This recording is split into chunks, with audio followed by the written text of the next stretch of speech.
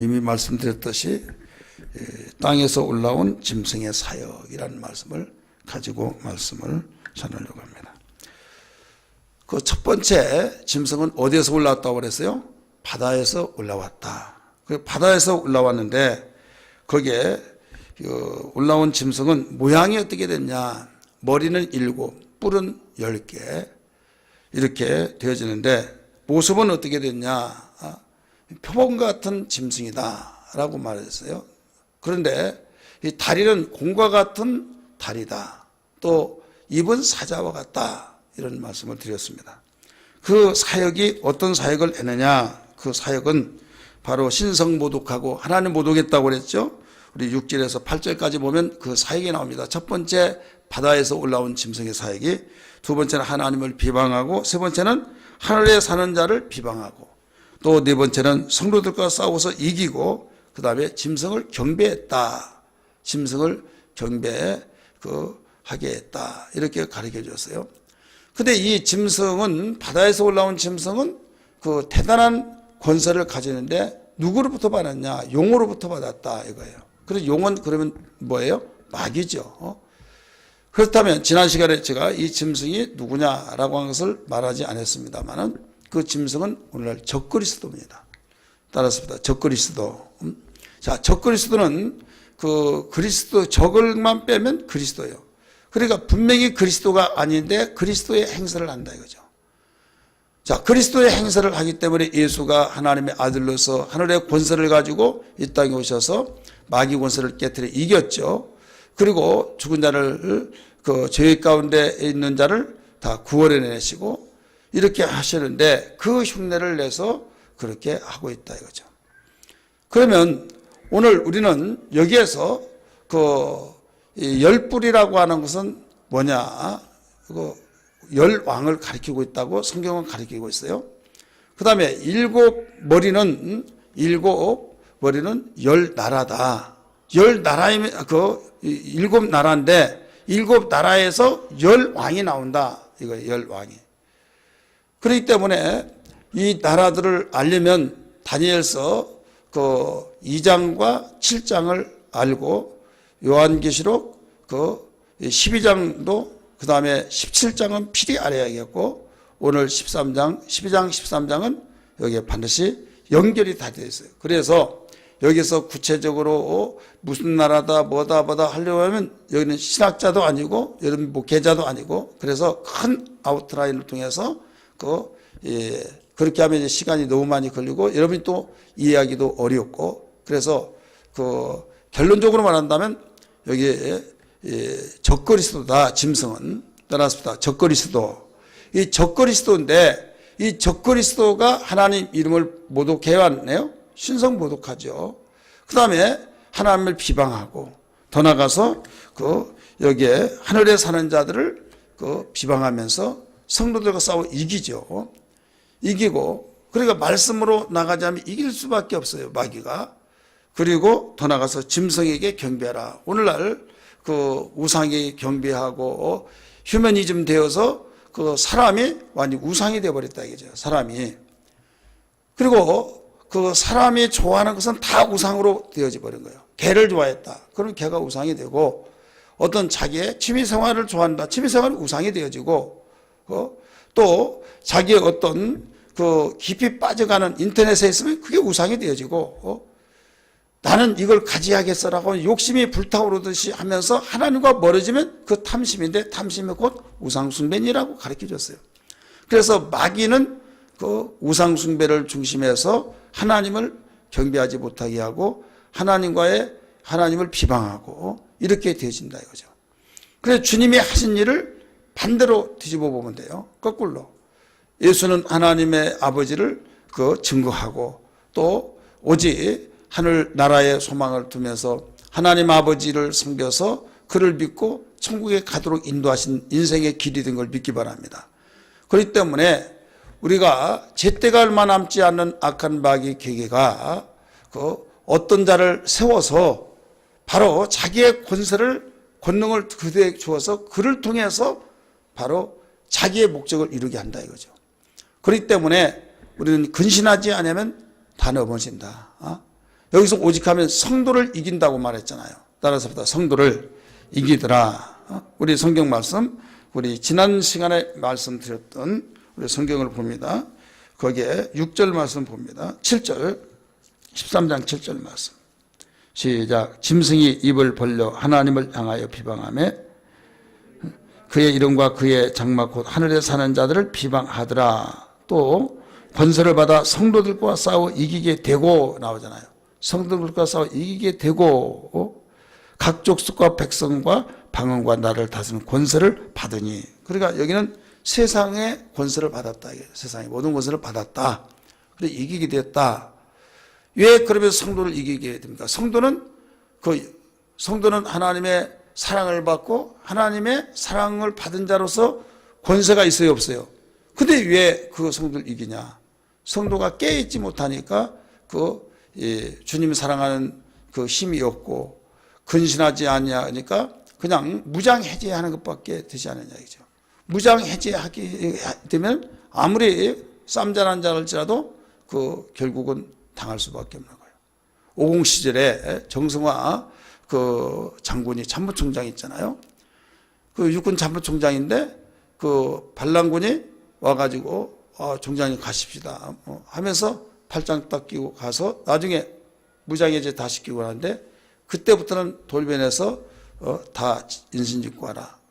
내가 무슨 잘못했냐 막 그대로 써놓고 도장 찍게 하고 발표하고 이렇게 됐죠. 그러니까 무장해제가 되어버리면 힘이 없는 거예요. 따라서 합시다. 아무리 직위가 있고 권력이 있다 할지라도 무장해제되면 이건 참 초라한 겁니다. 정성화 최규하 대통령이 대통령 권한대행으로서 섰을 때 재가를 받아야 된다 하니까 이거 염려하지 마 내가 갈게. 그래서 이제 담당자 해서 가잖아요. 못한다 하니까 총 들이대물고 여기다가 사인하시라고. 그래 결국 사인했어요. 자, 사람은 똑같은데 무장을 하는 사람과 무장이 해제된 사람 차이는 그런 차이가 나요. 자, 우리는 예수를 믿을 때도 예수를 잘 믿을 때도 성도고 잘못 믿을 때도 성도예요. 따라합시다. 예수를 잘 믿을 때. 그 잘 믿는다는 건 뭐예요? 무장을 하고 있다는 거, 무장. 근데 내가 무장이 되어지지 않은 것은 기도하지 않고 기도가 우리 성도의 무기죠. 예수의 이름이 성도의 무기입니다. 할렐루야. 그 다음에 말씀의 능력이 무기입니다. 성령의 충만함이 무기예요. 근데 성령 충만하지 아니하면 마귀는 네가 아무리 목사라 할지라도 네가 아무리 장로라 할지라도 네가 아무리 네 할아버지 때부터 대대로 철저한 순교자의 집안이라 할지라도 하면서 비웃어버린다 이거죠. 그리고 무장 해제가 되니까. 그래서 지 마음대로 하니까 결국 이겨야 안 이겨요? 이기는 거예요. 누가? 여기에 나온 것처럼 짐승이 이겼던 것처럼 적그리스도가 이겼다 이런 말씀입니다. 우리를 이기려면 어떻게 해야 되겠습니까? 근신하라 깨어라. 우는 사자가 두루 다니면서 삼킬 자를 찾고 있나니 두루 다니면서 삼키려고 하는 그 자를 바로 대적하고 이겨야 된다는 것을 일러주고 있잖아요. 베드로 사도가 가르쳐 주고 있어요.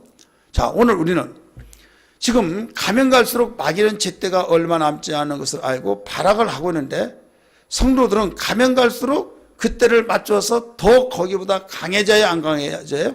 강해져야죠. 강해져야하는데 오히려 더 약해져. 그러니까 하늘의 성도를 비방하고 이 땅의 성도들을 완전히 너는 식은 죽 먹기다 해서 이기게 됐다라고 한 말이 여러분이 혹은 어떻게 성도를 이기는가 이렇게 생각을 하고 있으나 깨있지 않으면 다 질 수밖에 없는 거예요. 따라서 깨있지 않으면 질 수밖에 없다. 그리고 우리는 깨어 있어야 될 줄 믿습니다. 그리고 오늘 11절부터 18절에 있는 내용을 우리 비추면서 땅에서 올라온 짐승 그는 뭐고 어떤 모양을 가졌느냐. 어린 양처럼 두 뿔을 가졌다라고 말했어요. 따라서 어린 양처럼 두 뿔을 가졌다. 그리고 누구로부터 무엇을 받아요? 용으로부터 나오죠. 11절 읽습니다. 13장 11절 시작. 내가 보매 또 다른 짐승이 땅에서 올라오니 어린 양같이 두 뿔이 있고 용처럼 말을 하더라 나오죠. 자, 어린 양 하면 누구를 생각합니까? 예수. 양에게는 두 뿔이 있지 뭐 10뿔이 있는 것도 아니죠. 양에는 양쪽에 두 뿔이 있어요. 그러니까 보라 세상 죄를 지고 가는 하나님의 어린 양을 보라고 가르쳐 주기도 하고, 어린 양에 대해서 하나님께 속죄제를 지내고 화목제를 지내고 그런 제물로 쓰여지기도 하고, 그 어린 양 하면 예수를 생각하게 돼요. 오실 예수에 대해서. 그리고 이 땅에 오신 예수를 구약을 예언이 성취자라고 해서 그 보라 세상 죄를 지고 가는 하나님의 어린 양이라고 가르쳐 주고 있다 이거죠. 그런데 알아야 할 것이 뭐냐면 그 뒤에 용의 무엇을 받았더라? 바로 말을 받았다. 따라서 용처럼 말을 하더라. 용으로부터 말을 받아서 용처럼 말을 하더라. 용은 여지없이 누구예요? 바로 사단 마귀다 이거죠. 그러니까 이 어린 양처럼 되어져 있는 것까지 보여지나 그의 입에서는 누구의 말을 해요? 마귀의 말을 한다. 이게 마귀의 말. 여기에서 우리가 굉장히 그 적용하는 측면에서도 알아야 할 것이 뭐냐면, 지금 예수 믿는 사람 같고 교회 다니고 교회 생활을 하는데도 불구하고 말은 누구의 말을 해요? 마귀의 말을 한다. 이게 마귀의 말.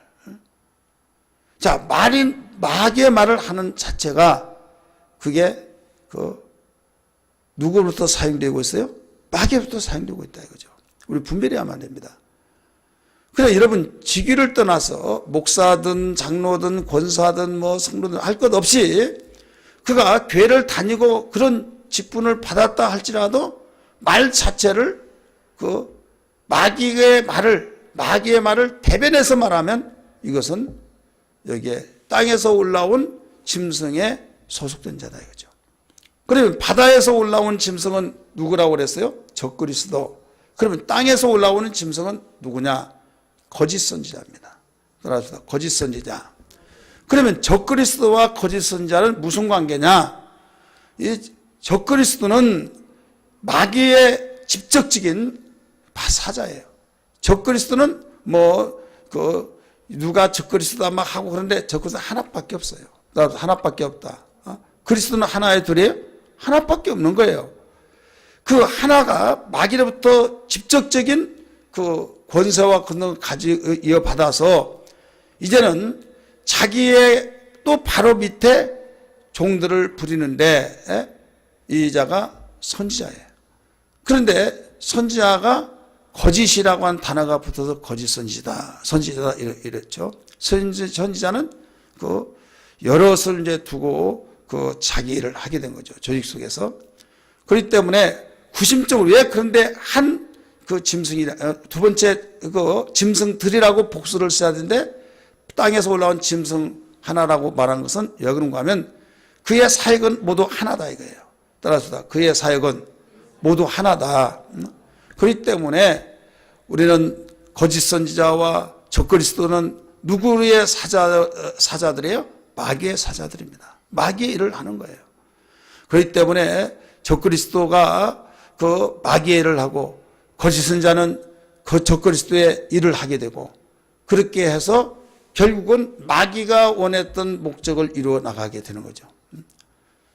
그럼 보세요. 이 땅에서 올라온 짐승이 하는 일이 뭔지, 첫 번째 짐승, 바다에서 올라온 짐승이 하는 일을 거기에 같이 협력을 하고 있어요. 똑같은 일을 하고 있어요. 자, 성경 봅니다. 12절 말씀 읽습니다. 시작. 그가 먼저 나온 짐승. 자, 먼저 나온 짐승이 어떤 짐승이에요? 그렇죠. 바다에서 나온 짐승이에요. 짐승의 모든 권세를 그 앞에서 행하고. 그러니까 바다에서 나온 권세를 누가 줬어요? 짐승에게 누가 줬어요? 용이. 그래서 그 권세를 가지고 지금 일을 한다 이거죠. 행하고 땅과 땅에 사는 자들을 처음 짐승에게 경배하게 하니, 적그리스도를 경배하게 하니 곧 죽게 되었던 상처가 나은 자니라. 이렇게 나오죠. 13절 보세요. 큰 이적을 행하되 심지어 사람들의 앞에서 불이 하늘로부터 땅에 내려오게 하고. 자, 우리는 성경적으로 불을 하늘에서 땅으로 내려오게 한 자가 누구예요? 누구예요? 선지자 엘리야죠. 그러니까 여기서도 거짓 선지자도 그것을 모방해서 바로 하늘에서 불을 내려오게 하는 이적을 행했다고 가르쳐 주죠. 또 14절 읽으세요. 시작. 짐승 앞에서 받은 바 이적을 행함으로 땅에 관한 자들을 미혹하며 땅에 관한 자들에게 이르기를 칼에 상하였다가 살아난 짐승을 위하여 우상을 만들라 하니라. 자, 짐승 앞에서 받은 바 이적을 행함으로 짐승 용은 짐승에게 주고 또 용에게 받은 짐승에게 땅에서 올라온 짐승은 거기서 또 그 능력을 받고 거기서 이어받아서 누구의 일을 하느냐? 지금 마귀의 일을 하고 있는 거죠. 그러면 우상을 만들라 이거죠. 무슨 우상을 만드냐? 하나가 죽었다가 살아났죠. 머리가 하나 죽었다가 살았는데 그 짐승을 위해서 우상을 만들어라. 그리고 우상을 만들어서 지금 하나님의 하셨던 일을 그대로 흉내를 내는 거죠. 하나님이 인간을 만들고 거기다 어떻게 했어요? 생기를 불어넣었어요. 불어넣었더니 살아난 것처럼 지금 여기에 거짓 선지자도 그 일을 모방을 하고 있는 거예요. 짐승을 위해서 우상을 만들어라. 우상을 만들었어요. 우상에게 생기를 불어넣었더니 살아나더라. 이렇게 나오죠. 15절 읽습니다. 시작. 그가 권세를 받아 그 짐승의 우상에게 생기를 주어 그 짐승의 우상으로 말하게 하고 또 짐승의 우상에게 경배하지 아니한 자는 몇이든지 다 죽이게 하라. 그래 오로지 누구를 경배하게? 짐승, 적그리스도를 경배하게 하는 거예요. 자, 마귀가 나타나 내가 마귀다 나를 경배하라. 마귀는 여러분 용이라고 하는 인물을 한번 보세요. 용을 본 사람이 있을까요? 근데 신기한 것은 용의 그림을 다 보면요. 용은 그 가상인물이에요. 가상적인 존재지 실제로 용을 본 자는 아무도 없습니다. 그럼에도 불구하고 실존 인물로 다 인정을 하고 있죠. 그래서 용 꿈꿨다면 좋아하고 다 그런데 세상의 사람은 용 꿈꾸면 좋아라고 하죠. 그런데 예수 믿는 사람은 용 꿈꾸면 좋은 거예요? 나쁜 거예요? 예, 나쁜 겁니까? 사탄을 상징하고 마귀를 상징하니까. 그리고 세상 사람은 똥 꿈꾸면 좋아요, 안 좋아요? 그리고 뭐 싸요? 복권 싸요. 자, 돼지 꿈꾸면 좋아요, 안 좋아요? 뭐 싸요 또? 복권 산다니까요. 그러니까 세상 사람들은 왜 똥 꿈꾸면 좋아라고 해? 꿈은 반대다 하고, 돼지 꿈꾸면 좋아하고, 용 꿈꾸면 좋아하고, 왜 그러냐? 이것은요, 세상은 바로 영적으로 보면 마귀의 자식들이에요. 따라서 마귀의 자식들이기 때문에 거기에 소속이 되었으니까 팔은 안으로 굽기 때문에 그러는 거예요. 근데 왜 똑같은 꿈들인데 예수 믿는 사람은 용 꿈꾸면 기분 찝찝하고 기분 더럽고 그래서 사탄을 올라가고 또 똥 꿈꾸면 더러워 또 마귀 역사하는구나 귀신 역사하는구나 하고 또 용 꿈꾸면 큰 건 아주 사탄 마귀 큰 꿈이겠다고 돼지 꿈꾸면 그 미련한 하면서 그런 말을 하죠. 그러니까 이게 뭐냐면 우리는 하나님께 소속돼서 하나님의 자녀들이기 때문에 마귀는 더러운 영이에요. 또 하나님은 거룩한 영이에요. 믿으시기 바랍니다. 그래서 거룩한 영을 가진 사람이 어떻게 더러운 영을 가진 사람에 함께 할 수 있느냐 이거죠. 그렇기 때문에 우리 소속이 다르기 때문에 꿈 해석 자체가 다른 거예요. 믿으시길 바랍니다. 그런데 어떤 사람은 나 조금 꿨다고 막 무슨 꿈 꿨냐면 막 똥 꿈을 꾸고 막 나 복권 사야 된다고 돼지 꿈 꾸고 막 용 꿈 꾸고 못된 꿈은 다 꿔가지고 그러고 있다 이거죠. 자, 꿈은 뭐 해몽이 좋아야 된다. 여러분 해몽이 좋아야겠지만은 그러면 요셉이 그 바로의 꿈을 해석해 줬을 때 해석을 좋게 해줘서 그래요? 아니에요. 다니엘이 분명히 이 꿈은 절대적입니다. 그럴까봐 이 꿈에 대해서 다니엘은 내가 어떤 꿈을 꿨는지를 먼저 말하고 거기에 해석하라. 아닙니다. 무슨 꿈을 꾸는지 말씀해 주세요. 그럼 우리가 꿈을 해석하리라. 만약에 한 번 더 내 꿈을 말하고 해석해 준다고 하면 목을 완전히 비워버리겠다. 그랬더니 점친 점술자들은 뭐라고 그랬어요? 왕이여 세상에 그런 신은 없으니 그런 자들은 없습니다. 신의 아들이라고 한다면 신들의 아들이라고 한다면 할 수 있겠지만 세상에는 그렇게 꿈까지 무슨 꿈을 꾸었는지 거기에 대한 해석까지 알잖아. 아무도 없습니다 했어요. 그래서 다 죽었어요. 그래서 결국 왕은 다니엘까지도 죽이려고 했을 때 왕이 그렇게 왜 성급하시냐고 하면서 내가 꿈을 해석하겠다고. 그 아리옥이라고 하는 그 시대장에게 말을 했더니 시대장이 그 말을 왕에게 말하죠. 그 말을 앞세우는데 걱정이 돼요, 다윗이. 그래서 다니엘이 왜 걱정이 됩니까? 자기는 왜 말을 했습니까? 내가 믿는 하나님은 존재하신 분이기 때문에 왕이 어떤 꿈을 꾸었고 그 꿈이 무엇이라는 걸 알기 때문에 자기가 먼저 말을 내뱉었어요. 말을 내뱉었지만 하나님을 믿기 때문에 믿음으로 말하는 것입니다. 할렐루야. 그래 놓고 자기가 인간이기 때문에 걱정이 되니까 누구에게 달려갑니까? 새 친구에게 갑니다. 사실 이러이러해서 내가 일을 다 하나 터뜨렸다고. 그래 우리 기도하자 해서 기도를 했어요. 합심 기도. 그래 중복 기도가 구약에서 여기서도 나오는 거죠. 열심히 기도했더니 하나님이 느부갓네살 그 바빌론 왕이 꿈꿨던 걸 그대로 보여준 거죠. 머리에는 금이 있고 또 가슴에는 은이 있고 막 다리에는 철과 진흙으로 뭉쳐져 있고 막 그런 꿈을 꾸고 이런 것은 이것입니다 하면서 해석을 해줬어요, 안 해줬어요? 했죠. 맞다, 맞아 하면서 그때부터 다니엘을 최고 높여줬잖아요. 자, 여기서 우리는 알아야 할 것이 뭐냐면 그런 제일주의, 하나님 제일주의 신본주의예요. 그 신본주의는 이미 포로로 잡혀와서 왕궁학교에 입학만 하더라도 얼마나 감사하고 감격입니까? 그러면 음식에 대해서도 주는 대로 먹고 그래야 하는데 저는 이 음식은 안 먹습니다. 왜 안 먹었어요? 부정한 음식이라고. 돼지고기 먹지 말라고 말했잖아요. 발굽이 갈라지지 않았거나 또 대세겜질을 하지 않은 그런 가운데 부정한 음식으로 먹지 말라고 해서 그 말을 지키기 위해서 세상에 보면 참 미련하고 세상에 답답하죠. 하지만은 여호와 하나님만이 절대적이시고 그분의 명령에 따라서 바로 살고 죽는다라고 하면서 죽더라도 좋다. 그 새 친구도 그랬잖아요. 그래 결국은 하나님은 그 믿음을 통해서 보상을 하시고 그런 승리와 축복의 역사를 가졌던 걸 너무나 잘 알고 있지 않습니까?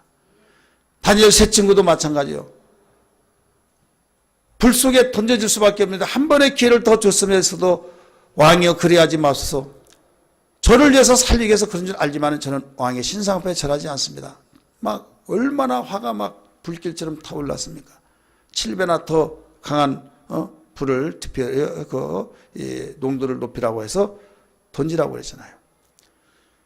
근데 얼마나 뜨거웠던지 불 속에 들어가지도 않았던 4명의 군인들이 그냥 고슬라 죽었어요.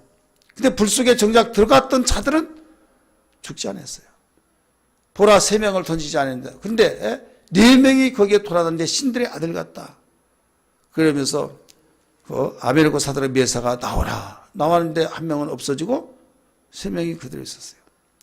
자, 여기에서도 3명도 다니엘처럼 똑같은 친구, 정말 하나님을 중심에서 친구하기 때문에 그 신본주의의 신앙의 제1순위로 포로로 잡혀간 그런 가운데서도 우직스럽게 그 말씀을 지켰다 이거죠. 망한 것 같으나 망하지 않냐고 여러분 승리의 축복을 경험했던 자들이라는 것을 믿으시길 바랍니다. 이게 우리의 신앙이에요. 그렇기 때문에 신앙이라고 하는 것은 다수에 의해서 움직여진 것이 아니라 내가 믿고 있는 신의 대상의 명령에 의해서 그분의 뜻에 의해서 그분의 생각에 의해서 우리가 살아가는 겁니다. 믿으시길 바랍니다. 신앙의 고백이 뭡니까? 주는 그리스도시요 살아계신 하나님의 아들이라고 고백했잖아요. 내가 주인이었고 내 마음대로 내가 계획된 대로 내가 하고 싶은 대로 다 했던 것이 우리가 이적 생활, 예수를 믿기 전에 내 생활의 방법이었어요. 내가 하고 싶은 거 다 했고 내가 다니고 싶은 데 다 다녔고 내가 어떤 뜻을 정하고 그렇게 계획대로 다 움직여 나가고 그런데 예수를 믿는 그 고백이 무슨 고백이 있다고요? 주는 그리스도시요 내가 믿는 당신은 그리스도인데 하나님께로부터 기름을 부은 받은 자로서의 왕이신데 바로 나의 주인이십니다. 내가 모시겠습니다. 이게 그분을 모셨기 때문에 이제는 내가 왕이 아니라 모셨던 그분이 왕이고 내가 주인이 아니라 모신 그분이 나의 주인이고 그러니까 예수를 내 그리스도로 모셨으니까 이제는 나를 내려놓고 내가 보좌 왕자에 앉았던 그 자리를 내려와서 예수님을 영접해서 내가 앉았던 그 자리에 올려놓는다. 이게 모셔 올려놓는다. 이게요. 믿으시기 바랍니다. 그러니까 나를 내가 핸들링하고 내가 하고 싶은 대로 다 방향을 잡고 그랬지만은 예수를 믿고 난 순간부터는 이제 주님이 내 보좌에 앉아서 내 안에 계셔서 오른쪽으로 핸들을 하든 왼쪽으로 핸들을 하든지 간에 그분에 의해서만 움직여진 것이 우리의 신앙이 되어야 된다 이 말씀입니다. 믿으시길 바랍니다. 그렇기 때문에 우리 신앙이 주님을 그리스도로 영접한 이상 그분이 나의 주인이고 주인 대신 그분이 왕이기 때문에 그분의 명령에 의해서 그분의 뜻에 의해서 그분이 기뻐하신 일에 의해서 우리는 가는 거예요. 그런데 옛날 내가 했던 습관이 있고 내가 옛날 생활했던 그 생활의 패턴이 있다 이거예요. 그것이 있기 때문에 저건 저게 아닌데 저런 거 나는 저렇게 안 했는데 라고 할 때가 있겠어요 없겠어요? 있죠. 그러면 주님 그거 아니에요. 저는 절대 이해할 수 없어요. 그러면 벌써 왕을 조종하려고 한 거죠. 왕을 조종하고 왕에게 명령한다고 한다면 이건 살아남을 자가 없는 거예요. 그때부터 너는 네가 왕이냐고 찍힌다 이거예요. 마찬가지로 우리는 주님의 사랑을 받기를 원한다고 한다면 주님을 내 구주로 왕으로 그리스도로 모셨다고 한다면 그분의 명령에 의해서만 움직여 나가는 삶이 사랑받고 사랑받는 그에게 하나님께서 이끌어 주시고 밀어주시고 돌봐주시고 결과는 내 방법이 아니기 때문에 왜 저렇게 하지라고 하면서 조마조마하고 저게 아니야라고 결론을 내진 것 같을지라도 결국은 내가 만약에 이거 아니야 하고 내가 핸들을 붙잡고 자기가 해버렸다고 한다면 맞는 것 같지만 거기는 실패와 좌절과 결국은 후회를 돌이킬 수 없는 결과만 나온다는 걸 믿기 바랍니다. 그러나 저게 아닌데 내 방법은 저게 아니었는데 모르겠다. 그분이 인도하는데 나는 따라가면 돼. 내가 그분에게 나의 주인이 되어지고 나의 왕으로 위임하신 이상 나는 옛날은 그랬지만 이제는 내가 그 방법이 아니야. 그분께 위임한 이상 하고 그냥 저렇게 하면 안 되는데 하면서도 순종하고 간다 이거예요. 그대로 우리가 따라간다 이거예요. 그러면 결과적으로 승리의 축복을 맛보게 된다 이거예요. 할렐루야. 그래서 내가 한 가지 배웠다. 나는 분명히 내 방법 안 되는데 왜 저분은 저 방법 이런 방법도 있네 하면서 주님의 방법이 새롭게 하나하나씩 다른 방법 이제까지 보지도 못하고 들어보지도 못했고 경험해보지도 못했던 주님의 방법이 이런 거구나. 이걸 알게 돼서 이제는 주님이 내가 생각했던 것 방법이 아닌 것을 방향을 잡고 인도한다 할지라도 지난번에도 주님 방법이 옳았는데 뭐 하면서 그 다음부터는 더 쉽게 순종할 수 있다는 걸 믿기 바랍니다. 믿으시기 바랍니다. 자, 오늘 우리는 지금 교회 생활을 하면서도 교회라고 하는 그 두 글자에 하나님께서 세우시는 교회라고 하는 일걸음 속에서 와서 하루빨리 한시라도 우리는 주님 대신 그리스도 그분께서 말씀하신 말씀대로 순종하는 삶이 될 때 이게 연단도 짧아지고 연단은 순종하는 만큼 바로 짧아집니다. 할렐루야. 그리고 기쁨과 감격을 맞이합니다. 왜? 그대로 되어지니까.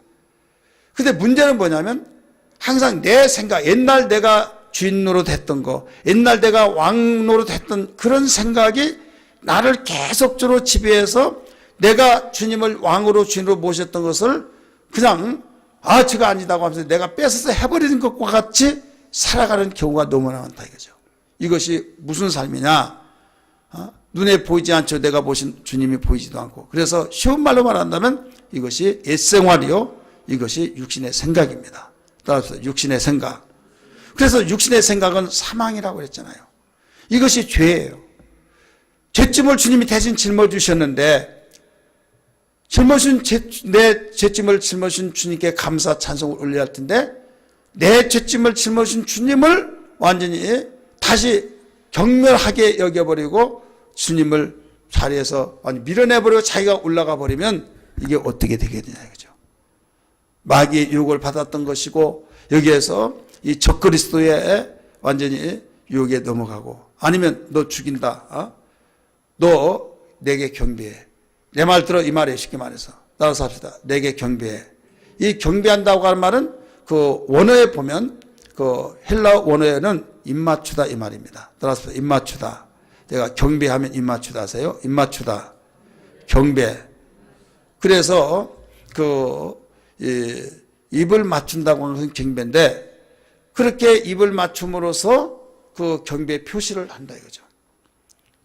그러니까 결국은 우리 교회 다니면서도 예수 외에 하나님의 아들 예수 외에 그분만이 나의 구세주고 나의 주가 되고 이런 확신한 그 신앙을 갖지 않냐고 혼합주의가 되어버리면 안 된다 이거죠.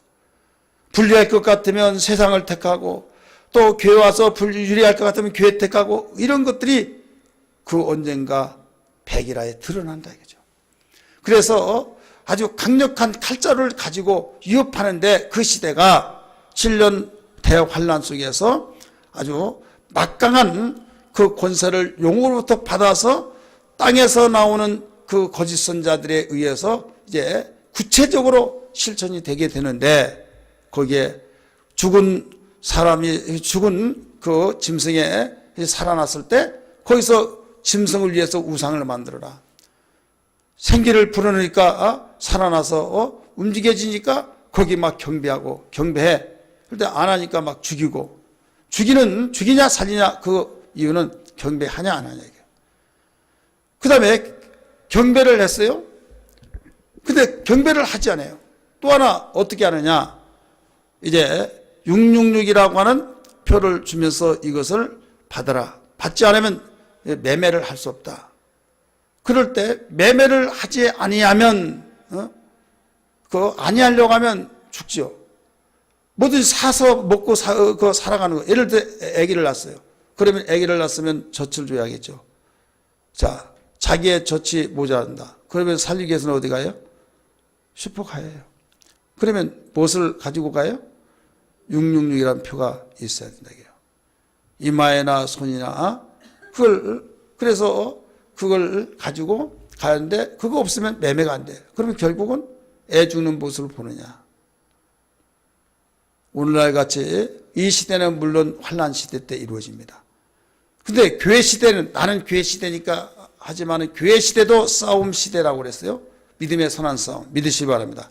환난 시대도 싸워요. 싸우는 거 다 똑같아요. 그런데 교회 시대에서 싸우는 자는 어떤 자냐? 바로 신부의 반열 속에 들어간다. 교회 시대에 싸운 자는 하나님의 영광을 우리가 맛볼 수 있다는 걸 믿으시기 바랍니다. 제 시험은 아무리 잘 보더라도 예약짐이 나올 수가 없어요. 오늘 우리는 무엇보다도 교회 시대에서 하나님의 영광의 약속이 있는 이상 얼마나 감격스럽고 정말 감격스럽냐 이거죠.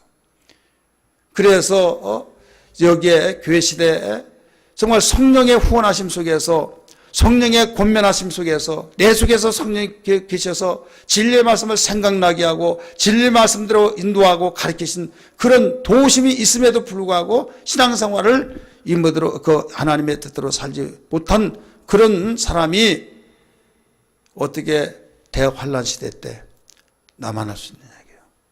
이건 100% 99%의 100% 남아날 수가 없어요. 왜 남아날 수가 없느냐? 한번 생각해 보세요.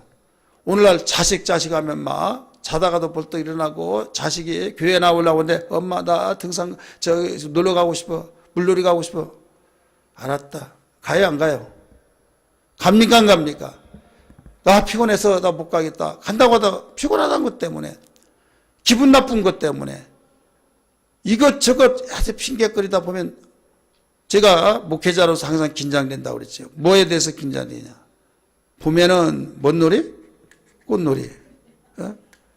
또 여름에는 무슨 놀이요? 물놀이, 여름휴가. 가을에는요, 단풍놀이. 준가을, 아직 단풍이 지기 전에 준가을이에요. 지금이 이제 준가을이에요. 지금 무슨 놀이요? 이제는 또 하나 뭐가 생겼어요. 캠핑. 지금 캠핑철이래요. 난 처음 들었어요. 캠핑철. 여름에는 바캉스철이고 가을에는 단풍놀이고 그 사이에 캠핑이 지금 얼마만큼 성행하고 있는지 몰라요. 그 데스 하나에 그 3만 원, 4만 원 막 그렇게 간대요. 근데 늦게 저기 한 데는요, 이게 다 마감. 땅에다 친 것이 뭐 10,000원 막 그런데 그것도 그만큼 힘들다는 거예요. 장소 거리 좋고 그런 데는. 그러니까 이런 시대가 되어버렸을 때 오직 주님 위해서 살겠느냐. 말씀을 목숨 내걸고 우리가 지킬 수 있겠느냐. 한번 생각해 보세요. 오늘 우리는 정신 바짝 차려야 할 것이 뭐냐면 지금 7년 대환란은 엄격하게 유대인의 구원의 시기예요. 이방인들까지 거기에 이방인도 가겠죠. 갔지만은 거기에서 구원받는 자는 희박하다. 뭐 없다고 할 수도 있어요. 왜? 여러분 지금 그 기독교 안에서도 현재 교회신데 기독교 안에서도 그 동성연애에 대해서 지지하는 사람이 얼마나 많은 줄 아십니까? 또 교회 다니는 사람들 중에서도 교회 공식적인 교회에서도 지지하는 사람 그 교회가 있고 목회자들도 지지하는 사람이 있고 그런데 개개인으로 교회 다닌다고 하는 사람이 얼마나 많은지 몰라요. 이게 무엇이냐? 이 적그리스도는 로마 교황청입니다. 로마 교황청이 강대국들의 모든 유엔의 등을 얻고 모두 하나가 되어서 거기에 모두 통합 운영이 되어버린 거예요. 통합 운영이 되어서 여러분 어디에 우리 그 뮤지컬에서 봤죠? 그 신부가 칼을 넣고 막 그 죽이고 막 그냥 죽이는 거 일도 아니에요. 아니 칼을 항상 조그마한 칼을 가지고 났는데 여기에 나와요. 그 칼이. 우리 성경 봅시다.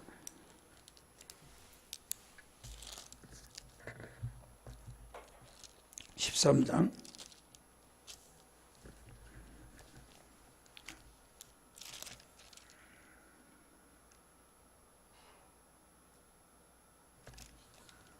칼이라는 단어를 한번 찾아보세요. 14절 같이 읽습니다. 시작. 짐승 앞에서 받은 바 이적을 행하고 땅에 관한 자들을 미혹하며 땅에 관한 자들에게 이르기를 칼에 상하였다가 살아난 짐승을 위하여 우상을 만들라 하더라. 이 칼이라고 하는 이 칼이 막 큰 칼이 아니라 여기다가 소지하고 다니는 그 칼을 말해요. 우리 그 뮤지컬에서 봤던 그런 칼. 그렇기 때문에 그 얼마든지 사람을 그 죽이는 것들이 그냥 살인죄 그게 아니라 그들은 뭘로 보냐면 사탄으로 봐버린 거예요.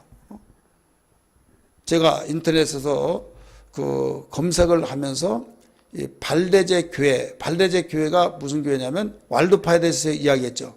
왈도파 그들이 그 모여서 예배드렸던 것이 그 발대제 교회라고 이렇게 말합니다. 그래서 이탈리아 말은 발대제 교회, 또 다른 적에는 프랑스에서는 왈도 이렇게 말하는데 그들이 이제 뭐라고 그 인터넷에 검색에 나오는가 하면 교황님이 어떤 교황님 이름을 대면서 그분이 참 그 가문도 좋지 않고 그분은 보잘것없는데 교황님이 되셨다. 어떻게 되냐? 공을 많이 세워서 교황님이 됐다는 거예요. 그러면 그 공이 뭐냐? 발대제라고 하는 그런 엉뚱한 녀석들이 와서 성경으로 돌아가야 된다고 하면서 이 누룩처럼 그렇게 번쳐나간데 그들을 죽인 공로에 의해서 교황이 됐다. 이렇게 나왔어요. 그들을 죽이는 공로를 인정해서 교황이 됐다. 자, 그들은 뭘로 봤느냐? 영적의 사탄을 보지 않냐고 그 행동하는 그 사람을 무조건 사탄으로 봐버린 거죠. 여러분 예를 들어서 베드로가 사탄아 물러가라. 예수님께서 베드로에게 말했어요, 안 했어요? 그러면 사탄을 죽게 하니까 목을 탁 잘라 죽였나요? 죽였나요? 아니죠. 베드로는 분명히 자기 제자요. 제자지만은 말하는 행동과 그의 생각이 사탄의 일을 했기 때문에 사탄아 물러가라 한 거예요. 자, 여러분의 남편이 예수 믿지 않냐고 교회 가지 말라고 하고 그 모든 것을 신앙에서 방해했어요. 그러면 사단 아니에요? 그러면 사단을 죽인다고 해서 막 죽여보세요. 그럼 어떻게 되나? 살인자잖아요. 천주교는 바로 그렇게 생활을 하고 있던 것이 중세 천주교였어요. 그렇기 때문에 우리는 신앙생활에서 분명히 알아야 할 것은 이 천주 로마 가톨릭이 열 나라를 여덟 번째 이제 일곱 번째 그 왕이 이제 거쳐가고 여덟 번째 왕이 이제 나오는데 그것이 바로 전에 있었다가 없었던 그 왕이 나오는데 17장을 한번 보세요. 요한계시록 17장 11절 말씀. 시작. 전에 있었다가 지금 없어진 짐승은 여덟째 왕이니. 자, 여기에 일곱 왕도 이제 나오는데 우리가 일곱 머리라고 그랬죠. 일곱 왕이 있는데 열 뿔을 가졌다고 그랬죠. 일곱 머리가 있는데 열 뿔을 가졌다고 그랬잖아요. 그래서 전에 있었다가 지금 없어진 짐승은 여덟째 왕이니 일곱 중에 속한 자라. 그래, 일곱 중에 속한데 여기에 앞절 보세요. 10절. 또 일곱 왕이라 다섯은 망하였고 하나는 있고 다른 하나는 아직 이르지 아니하였으나 이르면 반드시 잠시 동안 머무리라. 이렇게 나오죠. 그래서 이 일곱 왕이 어떤 왕이냐, 이런 게 비추을 때 느무롯이라고 하는 여러분 왕 알죠? 느무롯. 그 영걸 구약 성경에 이 왕을 첫 번째 왕, 이건 바벨론 왕입니다. 그 다음에 바로 애굽 왕입니다. 그 다음에 사네립 아수르 왕입니다. 그 다음 느부갓네살 바벨론 왕입니다. 그 다음에 고레스 바사 왕입니다. 그 다음에 알렉산더는 헬라 그리스 왕입니다. 헬라 제국. 그 다음에 가이사 왕이 로마 왕입니다. 그래서 일곱 왕을 말하고 있어요. 여기서 일곱 사는. 그런데 일곱 왕 중에서 하나는 죽었고 하나는 남았다 이게 나오죠. 그러면 하나는 지금 남았다는 것은 지금 이 요한이 계시를 봤던 데가 이 시대다 이거죠. 가이사 황제 시대 때 로마 왕. 그래서 이 일곱 왕 중에 속한 한 왕이 나오는데 전에도 있었다가 없었던 왕이 다시 재현돼서 나오는데 이게 여덟 번째 왕인데 그 여덟 번째 왕이 열 머리를 가지고 있다. 열 머리. 열 왕 쉽게 말해서. 그래서 그들을 통해서 세상을 통치한다. 그 통치가 유엔 기구를 등에 업고 세상의 강대국들을 통해서 다 통치해서 하나로 바로 통치가 되어버리는데 라틴 제국의 로마의 법을 중심해서 그 다음에 공산정권에서 사회주의와 같이 모두 공동분배다. 그러니까 얼마나 듣기 좋습니까? 똑같이 살아야 된다 막 하면서 그렇게 하다 보니까 얼마나 사람들이 와 해가지고 문재인 정부 얼마나 여러분 좋아합니까? 인기가 막 높아지죠. 그 이유는 막 보험 안 된 거 막 되게 하고 막 이렇게 하다 보니까 굉장히 좋아요. 왜? 근데 우리가 내야 할 세금은 생각하지 않고 일차적으로 좋아하는 측면에 해버리니까 결국은 그게 과연 좋은가? 라고 한번 생각도 해볼 이유가 있다 이거죠. 그래, 세상의 사람들이 다 좋아하는 쪽으로서 다 움직여서 그런 체제로서 사회 체제를 이제 그렇게 만들고 그 다음에 여기에 이제는 이제 언어를 통해서 모두 다 통일을 되어버린다 이거죠. 그 언어는 영어를 통해서 통일해요. 우리가 여기 성경에 보면 표범으로 나왔죠. 표범. 근데 하나는 표범으로 되어 있고 하나는 곰의 발은 곰과 같다. 곰발과 같다. 하나는 입은 사자와 같다. 이렇게 나왔죠. 입은 사자와 같다. 그러면 표범에는 빠르죠. 굉장히 강력한 힘이 있죠. 그래서 여기에 10나라에서 7나라에서 이제 세 나라가 합쳐진 것이 어느 나라냐? 신학자들은 제가 하는 말이 아니에요. 신학자들은 지금 이 세 나라를 이 다니엘서 2장의 해석하고 같이 봐버린다는 이게 잘못된 해석인데 여기에 7장을 같이 봐요. 7장에 보면 바다에서 큰 네 짐승이 올라옵니다. 네 짐승이 올라와요? 네 짐승이. 그래서 첫째 짐승, 둘, 셋, 하여튼 네 짐승인데 그 네 짐승체 그게 바로 적그리스도예요. 우리 다니엘서 7장 보세요. 여기 표시해놓고 이걸 말을 안 하려고 했었는데요. 더 깊이는 안 들어갈게요. 다니엘서 7장.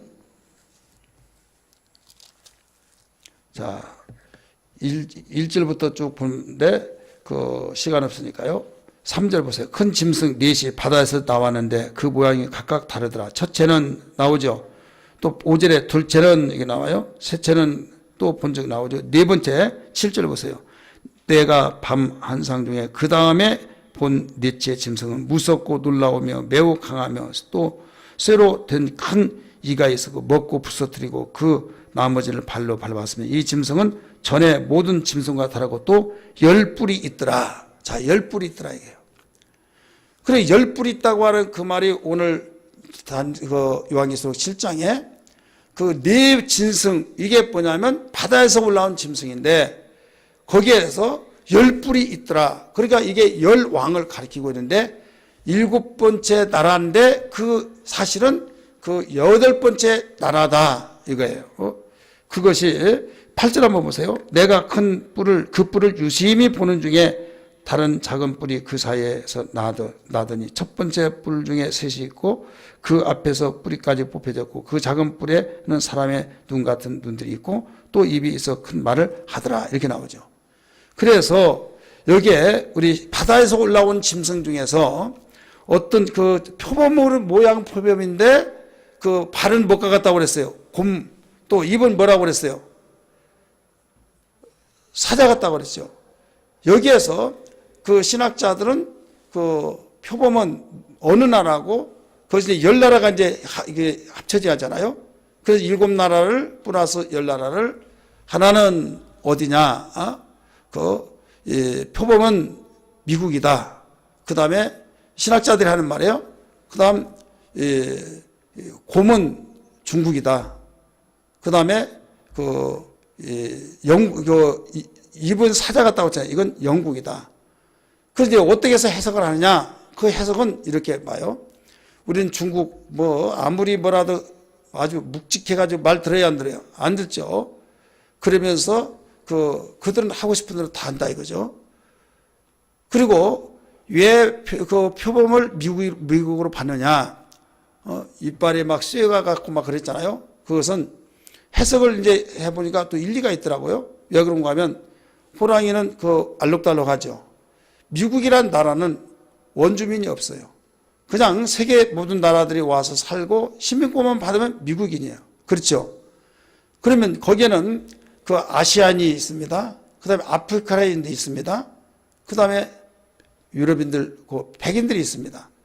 그리고 호랑이의 털을 볼 때 그 황색인종, 노란 털, 그 다음에 거기에 새카만 털이 있는 것을 아프리카인이다. 그리고 이 백가죽이는데 거는 하얀 것은 백인들이다. 이렇게 말을 하고 있어요. 들어보니까 또 그런 것 같다 하더라고요. 어쨌든 신학자들은 그렇게 보고 있다 이거요. 그러면서 넷째 다니엘에 보았던 그 짐승이 올라와서 거기에서 이제 이 왕이 누구냐? 8번째 왕인데 거기서 18번째 왕이지만은 이들은 7인 중에 하나다 이렇게 나왔다. 7 그러니까 머리가 7이라는 거죠. 그래서 거기에서 10개의 뿔이 있어서 이 왕을 말하고 있다. 그래서 이런 다니엘서와 요한계시록을 우리가 같이 봐야만 이 뜻을 분명히 알게 됩니다. 분명한 핵심은 이게 짐승의 수라는 말이에요. 따라서 짐승의 수 666이더라. 성경에 660은 어디에만 나와요? 어디에만 나와요? 계속 여기 18절 그래요? 그래요 안 그래요? 맞아요? 그냥 입술 하지 마시고 맞아요 틀려요? 666이라는 것은 짐승의 수란 말은 여기만 나오는데 또 666이 공교 있게 나와요. 2군데가 더 나와요. 그냥 넘어가면 좀 그렇죠. 시간이 좀 갔지만은 한번 보세요. 예스라는 역대하, 역대상, 역대하. 그 다음에 예스라입니다. 거기에 역대하 2장 13절. 2장 13절을 다 찾으세요. 여기에 바벨론에서 성전 건축하라고 고레스 왕이 해방명령을 내렸어요. 그럴 때 스룹바벨 인도 아래서 인원이 이제 귀환하죠. 그때 인구조사를 했어요. 인구조사. 13절 읽으세요. 시작. 예. 여기 뭐 아도니람이라고 하는 사람이 있는데 그 족속이 몇 명이에요? 666명이다. 이런 말이 나와요. 근데 그 이름의 뜻이 뭔 뜻이냐면 반역의 우두머리라는 뜻입니다. 반역의 우두머리. 그 아도니람의 뜻이 반역의 우두머리. 어쨌든 660이라는 단어가 여기도 나왔다. 근데 또 하나는 그 어디에 나오냐면 역대 그 하 9장 13절 솔로몬이 지혜를 막 했을 때 사람들이 역대하 9장 13절이에요. 수많은 사람들이 지혜를 듣기 위해서 그냥 오지 않죠. 보물을 가지고 오죠. 그래서 한 해에 그 달란트가 이 금의 무게가 666달란트를 다 나왔더라. 이렇게 나와요. 읽으세요. 시작.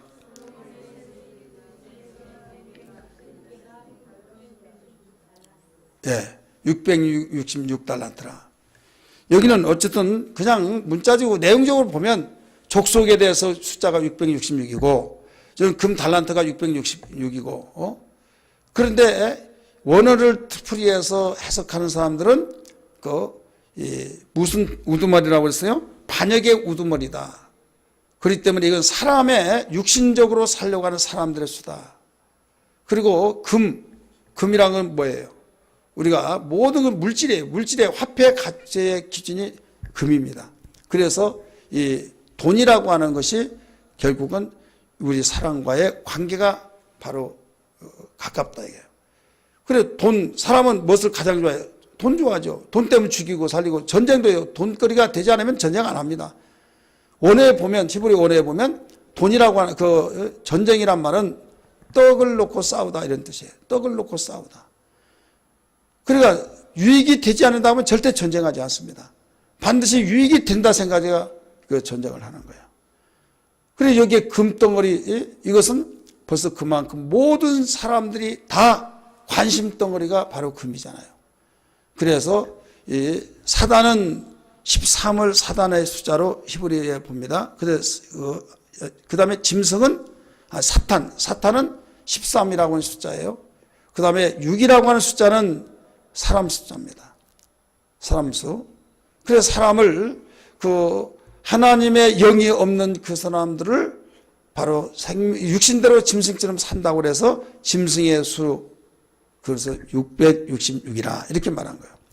오늘 우리는 영적인 면에서 비추을 때 우리는 짐승처럼 살아서는 안 된다.